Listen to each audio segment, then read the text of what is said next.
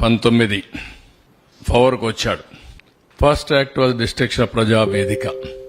No return orders, no accountability, జవాబుదారీతనం లేదు. ఒక చిన్న ప్రాపర్టీ కొట్టాలన్నా నిర్ణయం చేసేటప్పుడు ప్రాపర్ ప్రొసీజర్ ఫాలో కావాలి. ఎలాంటి ప్రొసీజర్ ఫాలో కాకుండా ఇది చేయడం.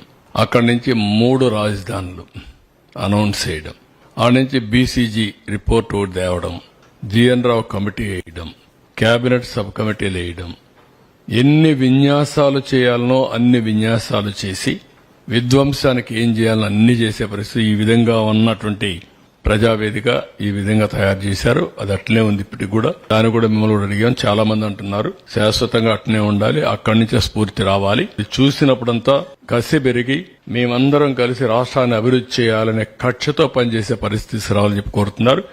అది కూడా ఒకసారి ఆలోచించి సబబుగా అనిపిస్తుంది.